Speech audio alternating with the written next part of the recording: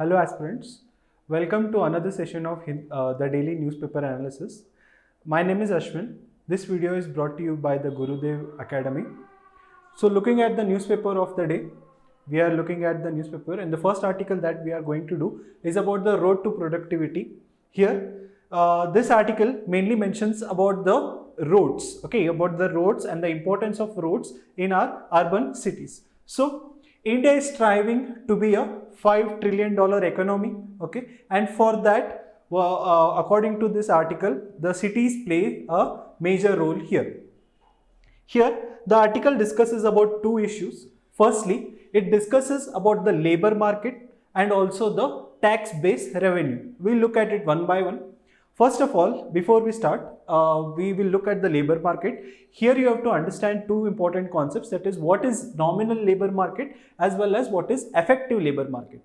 So here nominal labor market is all jobs in metropolitan area, and whereas effective labor market is jobs that are created in certain commute, certain places, whereas nominal labor market is in the total of a urban area here. Fine. So here what does the article says in the first section is the problems related to the labor market.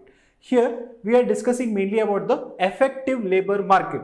The effective labor market is very important part of an urban city. Here the travel time delay, the travel time delay that is caused due to traffic and other issues related to routes here has two main implications. First of all, micro implication. Under micro implication, it is wastage of productive time.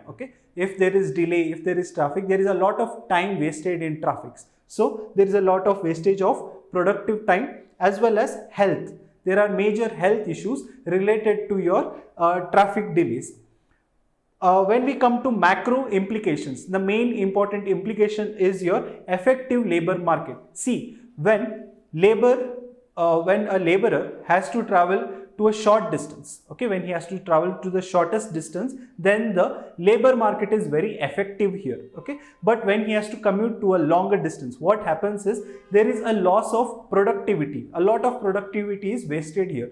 This article also mentions one of the data that says that travel time to work is the slowest in 2016, that is in India, and Bangalore being the slowest here. Fine. So the article focuses in the last section of the article, it gives example of two cities in US where it shows that when a worker has to travel for a less duration of time, the productivity is high, the wages are very high, the earning is very high in that place. But when a person has to travel for a longer period, then the productivity is lost overall there. Looking at the second issue, that is your tax-based revenue issue. Here the roads, the roads, they provide for two important services, that is easy access to jobs as well as increased economic activities.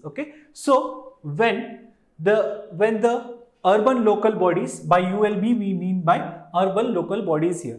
When urban local bodies increase, it increases the work on roads, it increases its investment on roads. What happens here?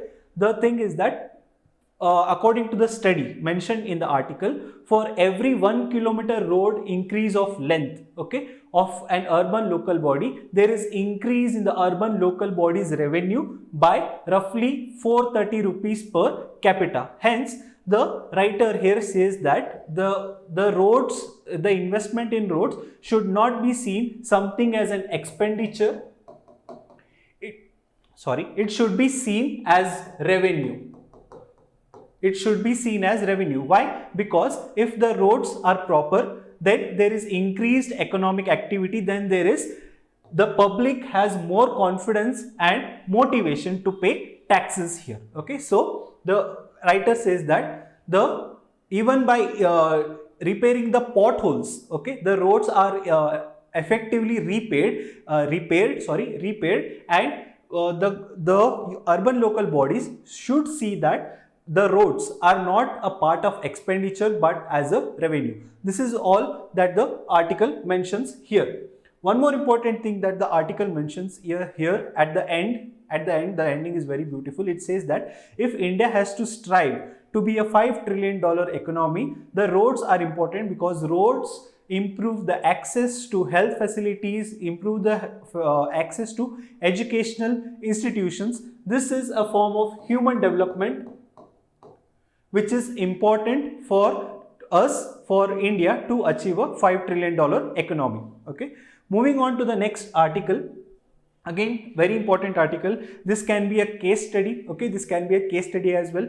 What is the issue here? This is related to the recent protest that happened in Bengaluru by the Paura Karmikas, BBMP, Bruhat Bangalore Municipal, okay, corporation. So here Palike, so a corporation or Palike. So there was a protest by these Paura Karmikas to improve their wages as well as to end the contractual system here. Okay, so so we will look into the background of this article. What really is the background of the Paura Karmikas in Bengaluru? What are the different issues that have been plaguing them? So starting in 1976, during the Devraj Ar's government, there was a committee formed under IPD Salappa.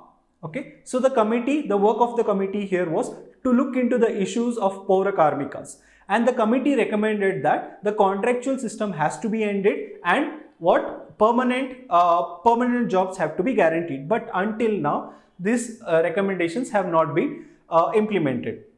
Then after the period of liberalization, what happened is the city corporations, most of the city corporations in Karnataka, what they started doing is they started hiring contractors or vendors. Okay, they gave them contracts for sanitation works here. What the vendors or contractors did in turn, they hired sanitation workers, doorstep garbage collectors, as well as transportation of the garbage here. These sanitation workers, they are mainly called as Paura Karmikas here. Then moving on, so in 2010, what happened? 2010-11, there was again a protest by sanitation workers here. The sanitation workers relating to improving their salaries as well as the other basic facilities to them. Then in 2016, government announced abolition of contract system here. During the Congress government, the government said that they are going to abolish the contract system, but still the contract system was not abolished there. Here you have to, one important thing you have to note here is that these contractors, okay, these contractors, where they started developing political nexus. Okay, they call political nexus. The article also mentioned one important fact that every year BBMP spends around rupees 1,200 crores. Okay, 200 crores on sanitation works, and it is alleged that most of this is kickbacks as well as it is corrupted. Okay, the system is corrupted. Moving on, what happened next was there came in 2017 Karnataka Municipality Paura Karmika Recruitment Special Rules 2017. According to it, what happened is only the Paura Karmikas, okay, for only the Paura Karmikas, see here we have three types of sanitation workers that we have, that is your sanitation worker, doorstep collection and transportation. Here only the sanitation workers were considered as Paura Karmikas. So in this 2017 rule, what happened is only the Paura Karmikas were bought under direct payment system here, but the other two, okay, the other two were still under the control of contractors here. So here again, okay, the system remains the same, the nexus, okay, the nexus remains the same, the corruption remains the same here. One more thing that was exposed once this rule came out was that there was a huge corruption in garbage collection, garbage contract system. Earlier, what used to happen before these rules were announced, the contractors were taking the wages of around 30,000 plus workers. Okay, 30,000 plus workers. But when the rules came, okay, it was found out there were around 17,000 plus workers only. Okay, this was the sort of corruption that was going on and is still persisted in the contractual system that is there in the Paura Karmikas, that is there in the BBMP. So the recent protests have highlighted these all issues. The recent protests have brought out what is the rotten in this system. So it has to be seen what steps the government will take in the coming days, since the election are held in our state. Okay, so please keep a tab. The rules may be announced. The new rules, the new amendments may be announced this year only. Okay, moving on. So here there is another article relating to our defense recruitment. The article says that talks about the helicopters. Okay, so previously this the Indian Army. Okay, the Indian Army was mainly using two types of helicopters here, that is Cheta and Chetak. Okay, they are very old now. Okay, so the government is trying to replace them. So the government has tried to bring some of the helicopters from abroad, as well as have our own indigenous helicopters as well. So here we have something called as KA-2260. So this is coming from Russia. Then we have light utility helicopter. Okay, this light utility helicopter is being developed by HAL, Hindustan Aeronautical Limited, and then Apache helicopters that are coming from US.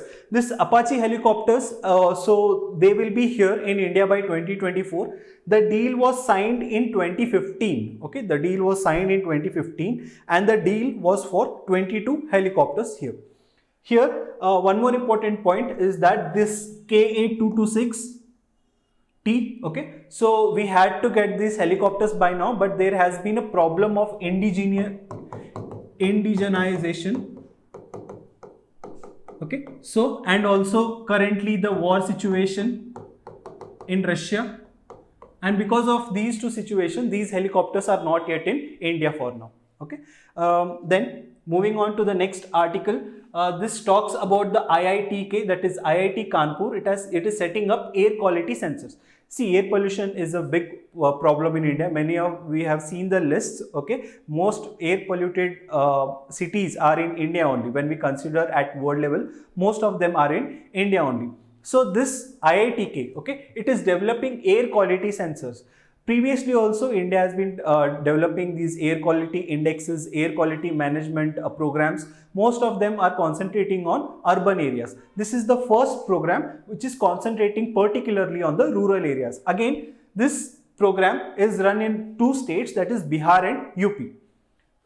One more important thing, this article mentions about National Clean Air Program. We'll look at what National Clean Air Program is. National Clean Air Program was launched by the Ministry of Environment, Forest and Climate Change. Here, what is National Clean Air Program? It is a national framework for air quality management. By national framework, we mean that there are set of rules and policies that should be followed by state as well as centers when it comes to air quality management. Then this NCAP is only for 122 cities. Okay, there may be a question in UPSC which may say that NCAP is pan-India, National Clean Air Program is being implemented all over India, but it is wrong because it is implemented in only 122 cities. Then what are the chemicals, okay, that are being monitored under NCAP? There are two chemicals that are being monitored, that is PM10, that is particulate matter 10, and particulate matter 2.5. And what is the aim here? To bring down the extent of these two chemicals by 20% by 2024. Okay, so when this is about your NCAP, 2024 is the goal. Okay, it is the goal. By 2024 we have to reduce 20 to 30% of PM10, PM2.5, okay, by 2024, and the base year is 2017 here. Fine. And one more important thing, it is supported by several international agencies, like for example World Bank, we have Swiss Development Corporation. Okay, so it is not just India that is implementing, it is World Bank also which is helping us in this implementation. There is one important fact, okay, when it comes to air quality pollution, air quality monitoring and air pollution. So there are two indexes, okay, that have been released. First of all, we are studying about air quality index, and then we have another index called as National Ambient Air Quality Index. We'll look at it one by one. So air quality index, this air quality index is launched by who? It is launched by MOEF-CC again. It displays what? Changes in the air pollution. You may have seen in your cities, okay, we have one in our city as well, which displays a board, okay, it displays how much of air pollution is there, how much of these chemicals are present in the atmosphere, okay. See, in your smartphones as well, sometimes you get alert about how the air quality is, fine. So that is based on the air quality index only. Here under air quality index, there are 8 pollutants that are monitored. Okay, there are 8 pollutants that are monitored, mainly PM10, again particulate matter 10, particulate matter 2.5, NO2, nitrogen dioxide, sulfur dioxide, carbon monoxide, very important, ozone. Okay, so ozone, here ozone, that is your terrestrial ozone. Okay, terrestrial ozone is very bad. Okay, the ozone that is present, which protects us from the ozone, that protects us from the UV radiations, that is good for us. But terrestrial radiation, the terrestrial ozone that is present at the ground level, that is very harmful for us. Okay, and then we have ammonia and lead. These are the 8 pollutants that are monitored under your AQI, that is air quality index. Then moving on to National Ambient Air Quality Index. National Ambient Air Quality Index, here it is launched by who? CPCB, that is your Central Pollution Control Board. We have done Central Pollution Control Board yesterday, so please check out yesterday's video for this. Okay, and then this NAAQI is applicable to all the cities. It is pan-India. Okay, it is pan-India. Next, this NAAQI, what it does, it prescribes air quality standards. Okay, so it monitors the pollutants in our atmosphere, as well as it prescribes the correct air quality standards to bring the pollutants down in the atmosphere. Okay, here under NAAQI, we are monitoring 12 pollutants. Okay, these 12 pollutants are, see, 8 pollutants are already here under AQI, these 8 pollutants, as well as benzene, benzopyrene, arsenic and nickel. Okay, so please remember, NAAQI 12 pollutants, AQI 8 pollutants. This is released by MOEF-CC, it is released by CPCB. Okay, please remember that. Fine. Then moving on to the last article here. See, on the front page, okay, on the front page there is mention about kangaroo court. Okay, so you should know what the meaning of kangaroo court here. Only the meaning of kangaroo court is important. The article mainly talks about what really happened. Okay, the incident is not important. Only the kangaroo court, the meaning here is important. So kangaroo court is an unofficial court held by a group of people in order to try someone regarded, especially without good evidence, as guilty of crimes or misendeavor. Okay, so this is the meaning of kangaroo court here. We have something called as Kap Panchayat as well. Okay, you may take the example, similar example. The definition may vary. Okay, the functioning may vary, but again it is an unofficial court. Kap Panchayat is also unofficial court here, held by a group of people. Especially Kap Panchayat is held by elders of a community. Okay, elders of community, some of the community, mainly found in the state of Haryana and all. Okay, and then in order to try someone regarded, especially without good evidence. Okay, so this Kap Panchayat as well mainly operates without any good evidence. Fine. So so this was all about today's newspaper. Okay, as I told on the first day of the class, the analysis that we are doing is not a complement, it is just a supplement here. Here I'm just making you understand how to read the newspaper as well as how to pick up the concepts. Okay, how to make a flow chart out of it and what are the details that you have to be studying. Okay, this is how you have to study. You can follow us on different social media handles. You can follow us on YouTube, Telegram, Instagram, as well as on Facebook. Thank you. See you in the next session.